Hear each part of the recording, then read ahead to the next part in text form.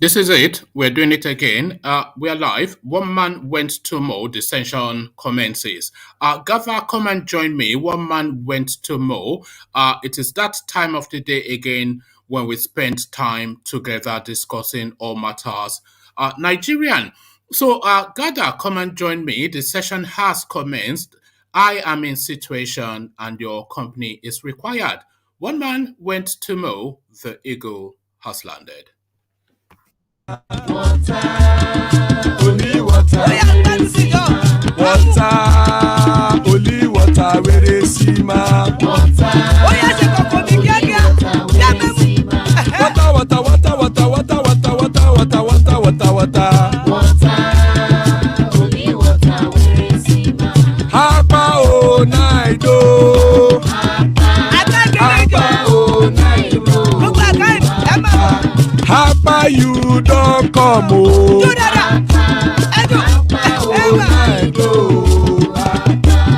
Hapa o naido.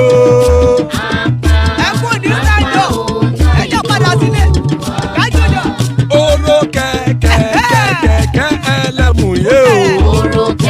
Ilé sọ́dí kẹ̀kẹ́ ẹlẹ́mù rẹ o. Bobby master kẹ̀kẹ́ ẹlẹ́mù rẹ o. Chifu fáìlà tí kẹ̀kẹ́ ẹlẹ́mù rẹ o. Eruku lẹ̀lẹ̀ ẹlẹ́mù dé. Eruku lẹ̀lẹ̀ ẹgbẹ́ ẹlẹ́mù dòde ojàre o. Eruku lẹ̀lẹ̀ Ghana ti dé ẹgbẹ́ bọ́dì o. Ọmọ ẹlẹ́yẹ ẹ̀yẹ o ó dilé o. Odúyẹ̀lá ẹ̀yẹ o ó dilé o. Petrosodame ẹ̀yẹ o ó dilé o. Petrosodúnkẹ́ ẹ̀yẹ rẹ̀ ó dilé o. Ẹlẹ́kọ̀ ọ̀run mú ìní o. Odúyẹ̀lá ẹ̀yẹ o ó dilé o. Petrosodame ẹ̀yẹ o ó dilé o. Petrosodúnkẹ́ ẹ̀yẹ rẹ̀ ó dilé o. Ẹlẹ́kọ̀ ọ̀run mú ìní o.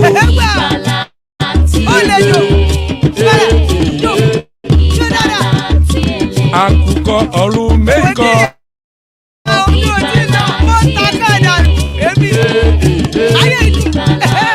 Ikú kò ní rí wà gbéṣe o.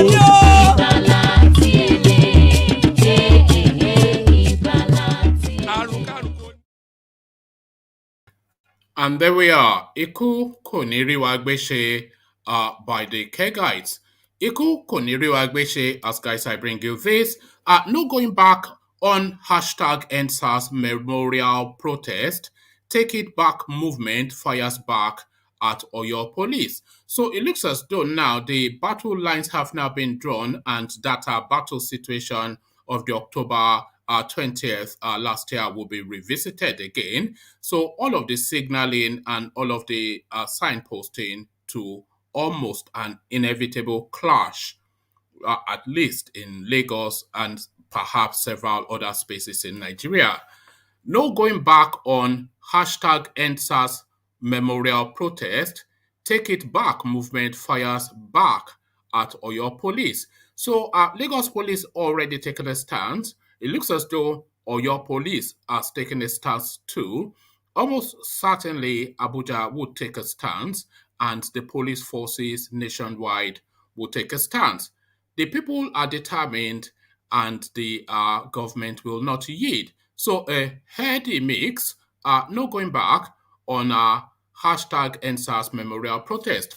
So we look into exactly what that means and how it is likely to play out. So it looks as though now that Ruga narrative, though has gone underground, but alas, not entirely gone away. So it looks as though now secretly that project is still being carried out. Nigerian army denies constructing Ruga settlements in the southeast. So if there was ever an act of provocation, this is it. To the core of their bones, they despise the Fulani type person in the southeast. And what then is the Fulani government of Nigeria doing to assuage that? They are going almost by this headline to build a Fulani settlement then in the heartland of the southeast. So, going by the headline, Nigerian army denies constructing Ruga settlement in the southeast. So now, what's quite led to that denial, we'll explore in due course. So this one a bit of a gossipy, light-hearted one, but I'm bringing you this because of the two proponents in this particular storyline. Politician NATASHA Akpoti accuses RENO Omokri of making advances at her despite his marital status. He responds, "So holier than thou, RENO Omokri, who is forever throwing the Bible at our people on social media, but alas, in the darkness of the night, he, of course, is sliding into people's DM. He slides into her DM, she alleges. Politician NATASHA Akpoti accuses RENO Omokri of making advances at her despite his marital status. So quite what is playing out there, we'll explore in due course. So this is something that we have said severally on this platform, and we've been castigated and lampooned for saying it, but it is essentially the situation as it is within the Nigerian space. The Igbo presidency is what we're talking about. Ohanaeze knocks Raymond Dokpesi for saying a Southeasterner can't win 2023 presidency for PDP. So they can knock him all they like, but that does not remove an iota from that assertion. Categorically and without equivocation, guaranteed, nobody from the Southeast can win the presidency in 2023. Absolutely not one single person. We have said that endlessly on this platform, and Raymond Dokpesi concurs. Ohanaeze knocks Raymond Dokpesi for saying a Southeasterner can't win 2023 presidency for PDP. So the flogging for saying the truth, we'll find out exactly what that is all about. So now this is really something that even I thought would never happen, that would never happen even in a place like Nigeria. Federal authorities compulsory vaccination for civil servants. So compulsory injection, this is now what is going on. The last time I heard this, the ruler of that space was a man called Adolf Hitler. So the ruler of this place, Malam Buhari, and history repeats, federal government authorizes compulsory vaccination for civil servants. So a nod to the Nazi way of doing things, I think that might well be. So we find out exactly what that is all about as well. And this one now, this is something that I have always paid particular keen attention on. The retrieval, the getting back, the rescuing of African, especially Nigerian artifacts that were looted during the colonial era. So some of the marquee artifacts looted from Nigeria during the colonial era was looted from Benin. And it looks as though some of them are making their way back. Federal government hails German government on repatriation of Benin bronze. So quite why you're thanking a thief for returning the loot that is stole is beyond me. But however, whatever, I for one am glad to see these artifacts make their way back to where they belong. Federal government hails German government for repatriation of Benin bronze. So we find out exactly how that came about in due course. So plenty to discuss, plenty to go through. So sit back, kick back, relax, and let's just come in via the eastern quarters and via the trusted another Python dance. Let's go to another Python dance. Do I pop? O Mary, o Nindizu, o Niroya, Abaka. Bakare, Mama Daura, Unapuri Mary Nandi, Nandi win the war. Python that's one, Python that's two, now Python that's a three. Unapuri Mary Nandi, Nandi win the war. Python that's one, Python that's two, now Python that's a three. Unapuri Mary Nandi. Nande bu onye du aimo o meri woni nizu ngiro ya abakare mamanda ora unapuri meri nande win the war.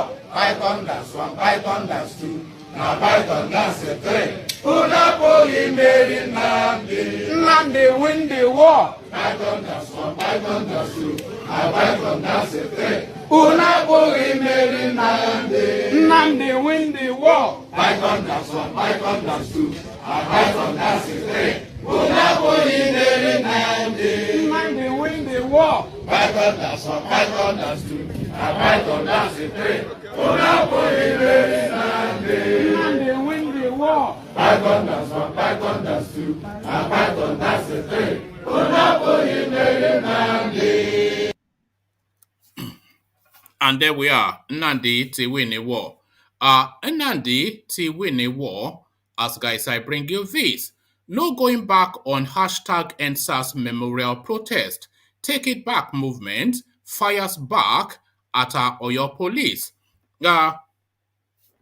A pro-democracy group, Take It Back movement, has warned the Commissioner of Police in Oyo State, Ngozi Onadeko, to make sure that policemen under her command do not threaten, harass, or kill youths that will flood the streets on October the 10th for the hashtag EndSARS Remembrance protest. The group said this in its reaction to a statement by the Oyo State Police Command this week that it will repel the planned protest. A statement signed by the command's spokesperson, Adewale Oshifeso, which was made available to journalists in Ibadan, the Oyo State capital, said parents, guardians, and leaders that wield various degrees of influence in religion, educational, and traditional capacities are passionately advised to warn their words and proteges against being used by merchants of anarchy, as violators will be thoroughly sanctioned and prosecuted. According to a statement signed by the secretary of the group, Lekan Adisa, which was obtained by correspondents on Wednesday, the policemen and other security agencies are reminded that peaceful protest remains a part of the fundamental human rights. The statement reads, in response to the news on social media concerning the upcoming memorial of hashtag EndSARS victims and press release by Oyo State Police Command, TIB sees that report as needless and a way of creating unnecessary fear into a peaceful society. We did not forget that it was police brutality that preceded the retaliation by angry youths named hoodlums during the 2010-2020 protest. CP Ngozi Adaneko can testify that every post-protest in Oyo State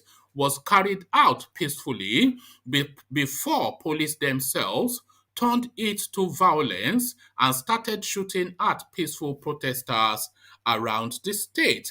We lost about 5 protesters at Ogbomosho, some youths in Abadan, including men in uniform, and so many people are still in hospital beds responding to treatment since last year. Also, 9 innocent youths in relation with hashtag EndSARS protest are still in detention. All that happened due to the police incapacity to observe the rules of engagement in a time like that. Moreover, the peaceful youths of Oyo State see the report as intimidation, a way to clamp down on our rights and to deny justice. peaceful protest remains our constitutional right, and your job as the police is to ensure safety, to save lives, and to prevent hoodlums from hijacking the peaceful demonstration. We have come to the realization that Nigeria needs people's police, not government police. We therefore advise DCP Ngozi Adaneko as a mother to make sure her men in uniform carry out their operations with the utmost respect for the people they are meant to protect and in accordance with the rule of law. As a movement, we are clamoring for a better society and fighting for the rights of the citizen by using the instruments of law. We remain law-abiding citizens of the Federal Republic of Nigeria. So, a youth now, essentially introducing the chief police officer in Oyo State to the law. As this chap said rightly, it is their constitutional right to peaceful protest.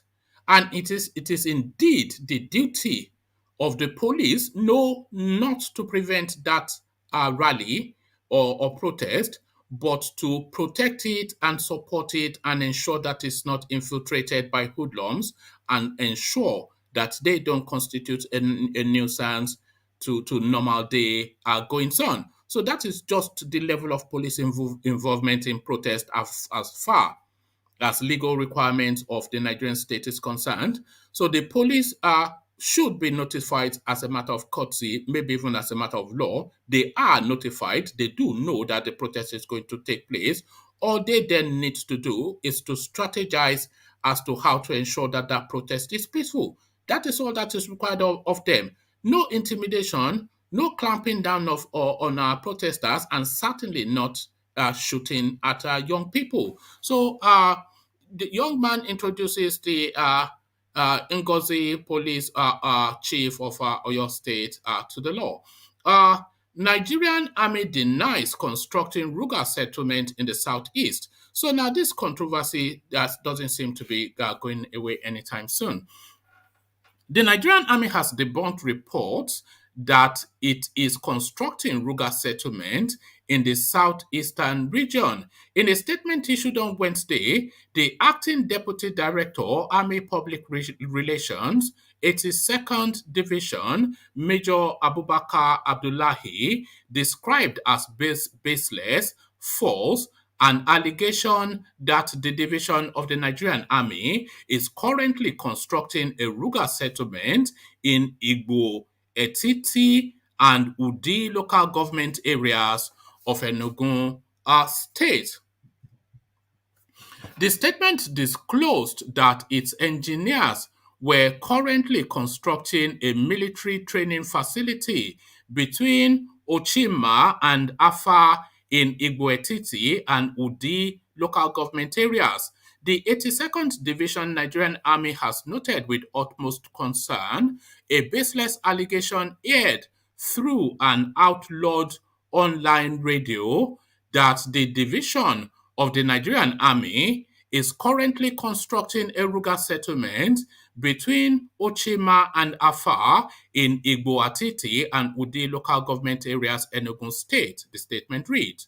Though this inciting broadcast emanates from a source bereft of any credibility whatsoever, there is need, however, to present the facts clearly for the sake of prosperity. It must be emphasized that Nigerian army engineers are not constructing any Ruga settlements in any part of Nigeria. Rather, the engineers are currently constructing a military training facility between Ochima and Afa in Igbo, Atiti, and Udi local government areas in Enugu State.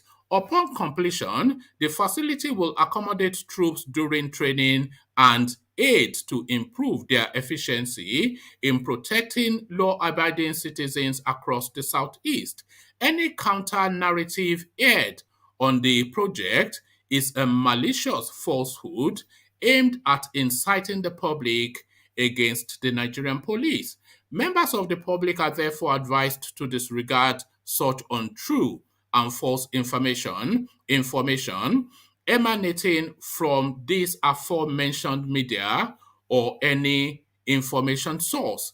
The Nigerian army remains a credible institution that unites the country and has no place for ethno-religious sentiments. We shall continue to carry out our constitutional tasks objectively across the country and remain totally apolitical. So, an army service notorious for coup plotting, by this guy's reckoning, is apolitical. So there we are, an odd use of verbiage there.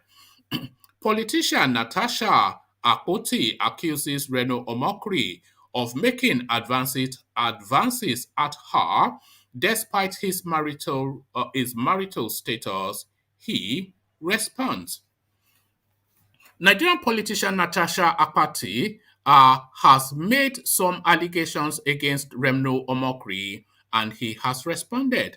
Natasha, who contested the Kogi State governorship election in 2019, claimed Reno made advances at her in 2014 when he was an SA to the president despite being married. She also alleged that Reno has numerous girlfriends when he was an aide to former Nigerian President Goodluck Jonathan, and he used his position to connect those girlfriends so that they could benefit from the Sure P initiative. So she said this apparently, allegedly on Twitter. So this is what she put out in the public space.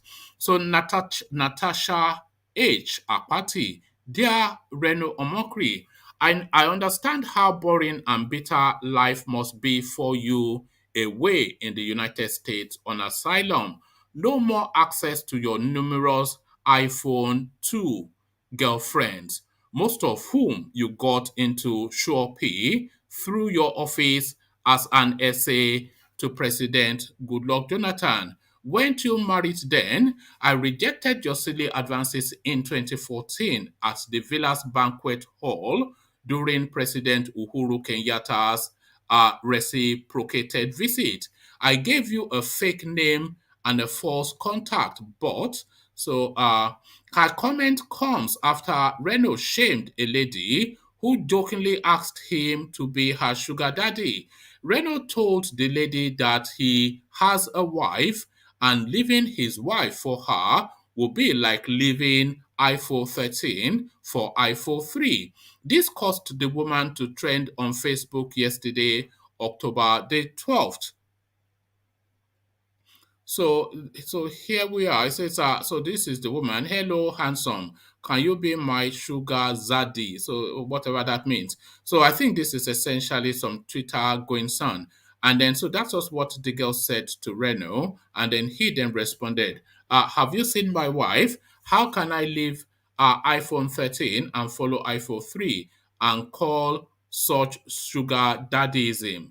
That is bitter cold daddy. To Fiakwa, I want a better life, not a bitter life. After Natasha accused him of making advances at her, Reno responded. He claims he never knew who Natasha was until his assistant Googled her following her. So this is a total lie, of course. Reno Omokri, a virulous politics junkie who feeds insatiably on politics. Natasha Akpoti, a leading politician, a lead name in Nigerian politics, and he is claiming he never knew who she was until he Googled her. So that already he's starting on a lie, which then makes what the lady alleges almost certainly true. He claims he never knew who Natasha was until his assistant Googled her following her allegations. He then shared evidence he says shows he wasn't in Nigeria at the time Natasha claims he made a pass at her. He told her that she probably met a demon who took his. He said he told her that she probably met a demon who took his form in Aso Rock not him. He then insinuated that Natasha is an old Nokia 3310 and asked why he'll be interested in her when he has an iPhone 13 at home. He, however, didn't deny Natasha's allegation that he had numerous girlfriends he helped benefit from the Shopee program. So this is now RENO Omokri's response. You know him. He never misses an opportunity to use 1,000 words where just a word would have sufficed. He likes Fani Kayode in that manner. Fani Kayode will not say hello. He will use a thesis just to greet you. So RENO Omokri writes a thesis in response to this woman's allegation. Thank you for your comment. I did not know who you were until my assistant Googled you and briefed me. You claimed I made a pass at you during an Aso Rock reception for President Uhuru Kenyatta of Kenya in 2014.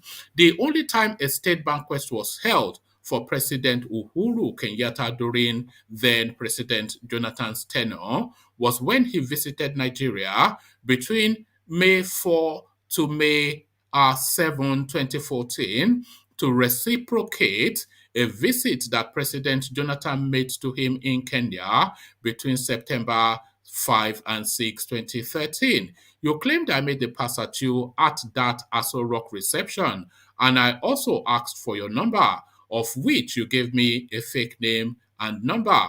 Interesting. Please find attached my passport. As a presidential spokesman, I had a special passport.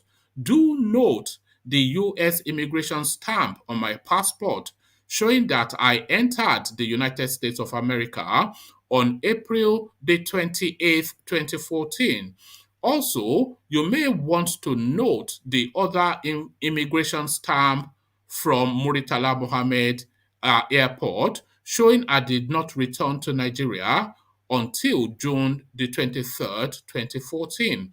I also have multiple iPhone photos that I took at my children's school between May the 2nd and the 4th, 2014. As you may know, Apple iPhone timestamps photos with a dated metadata. In addition, I have a written memo from former President Jonathan granting me permission to travel to the United States for my annual leave for that period. As a presidential spokesperson, you can't leave Abuja without the president's approval.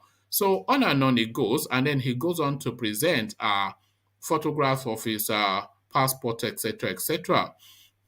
So if he goes to this great length to try and make this denial, almost categorical then that he actually committed whatever it is that is being alleged. So that one a little bit of a gossipy thing, but this at all not a gossipy thing. Ohanaeze knocks Raymond Dokpesi for saying a Southeasterner can't win 2023 presidency for PDP. Igbo social cultural group Ohanaeze Ndigbo has expressed its disappointment following the statement of chairman of DAAR Communications Limited, Chief Raymond Dokpesi, made about the Southeast not winning the 2023 presidential election for the People's Democratic Party, PDP. Dokpesi recently said the Southeast cannot win the election for the PDP. That is just the truth of the matter.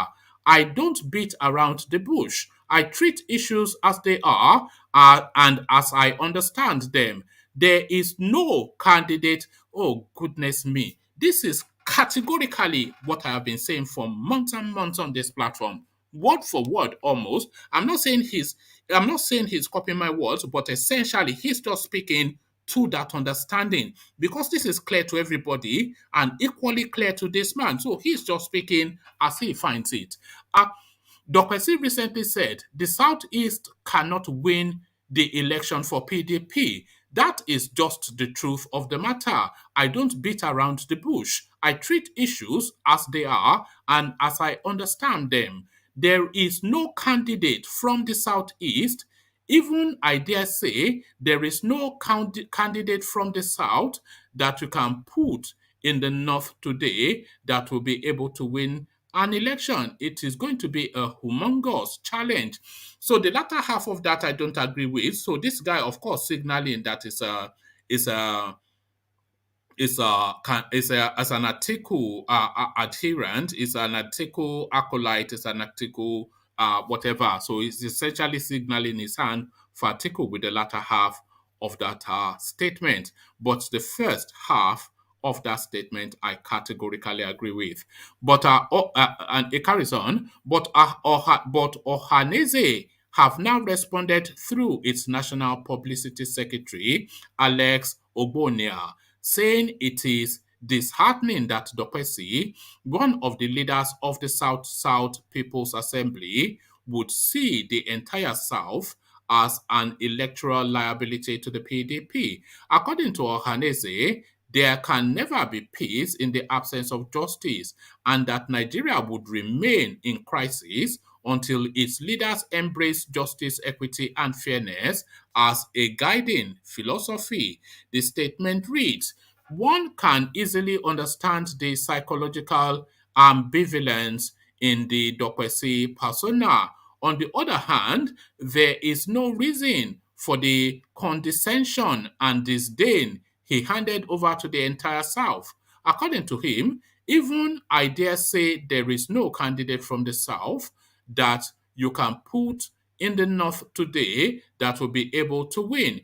In another development, Dokpesi recalls his friendship with Chief Bola Tinubu and his support for Tinubu's presidential ambition. For the avoidance of doubt, several educated, refined, patriotic Northerners are allergic to the supremacist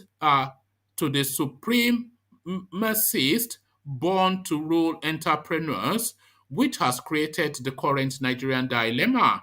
All the 17 southern governors in their meetings have resolved on the need for a power shift to the south. The Governor Ifeanyi Committee on Zoning has declared that the national chairmanship of the PDP go to the north, while the presidency goes to the south. It is therefore curious the kind of appraisal parameters or kind of epithet that the business mogul Dr. Raymond Dokpesi wishes to be remembered by. In one sentence, Dokpesi proclaimed that if we are the that in one sentence, Dokpesi proclaimed that if we are the Nigerians I want us to be, if we believe in the unity of Nigeria and we also believe in equity, justice, and fairness, there is no reason we should not give it to the southeast if the slot is given to the south. In another breath, Dokpesi averred that whoever emerges as the president of Nigeria would have to compensate the people of the southeast if truly we want the emergence of a new Nigeria. Ohanaeze in Igbo is dismayed that Dokpesi could demonstrate this type of duplicity in a matter that is so clearly defined. Dokpesi's assumptions are unreflective, weird, and unworthy. Any person who loves Nigeria should be an advocate of power rotation, especially between the North and South. And those our sons and daughters who lay claim to leadership should not, under any guise, give the impression that the South is a lame duck, an electoral liability, and therefore must depend on the North to define the political trajectory of Nigeria. So there you are, a multifaceted piece. There's several elements to unpick. So we'll unpick them in due course as I bring you this final talking point. Federal government authorizes compulsory vaccination for civil servants. Uh, in its attempt to encourage vaccination rates across the country, the Presidential Steering Committee has said that civil servants would be required to present proof of vaccination or negative test results conducted within 72 hours to enable access into offices. The PSC also added that decisions has been taken to clear South Africa, Turkey, and Brazil from restriction henceforth. The chairman PSC on C19, Boss Mustafa, disclosed this during the presidential press briefing on C19 on Wednesday in Abuja. The PSC had placed a restriction on Turkey, Brazil, and South Africa due to upsurge in the number of reported cases. According to Mustafa, statistics generated over the last 4 weeks on testing have shown that the trend of infection is going down in some states, whilst in others, the trajectory is upwards. The combined total for testing by PCR and RDT now stands at about 3 million approximately persons. The aviation authorities, in collaboration with the diplomatic sector, have made reasonable progress in collaboration with the Ministry of Foreign Affairs. Discussions are still ongoing with the UAE authorities to resolve the impasse. The Honorable Minister of Aviation today presented the position of African countries on vaccine passport, which some economic blocs and countries wish to impose for travel purposes. This is because African countries have found it difficult to access the vaccine for their citizens in sufficient numbers. Over several months, 4 countries were placed on high-level restrictions for travelers from such country. The PSC has, after a review of the developments in these countries, decided to remove South Africa, Turkey, and Brazil from the restricted list. As you are aware, the United Kingdom has eased restriction on fully vaccinated travelers from Nigeria to the United Kingdom with effect from October the 11th. Nigeria welcomes this development and assures that the PSC shall continue to review Nigeria's protocols based on global development, science, and national experience. A revised protocol will be issued in the next 24 hours. With effect from the 1st of December 2021, federal government employees shall be required to show proof of C19 vaccination or present a negative test result done within 72 hours to gain access to their offices in all locations within Nigeria and our missions.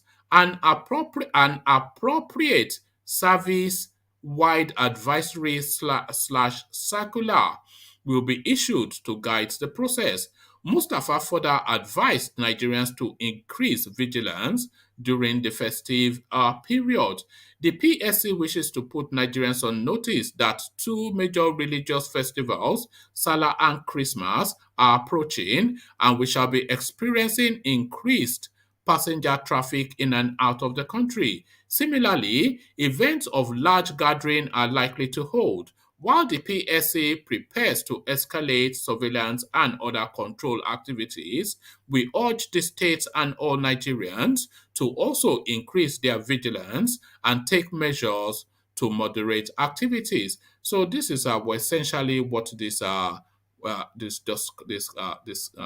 it is, this clown. Well, I won't call him a clown. Well, he is a clown actually because it's Babachir Lawal's cousin who did not merit his position, but they sacked his uncle because he was stealing, and he installed his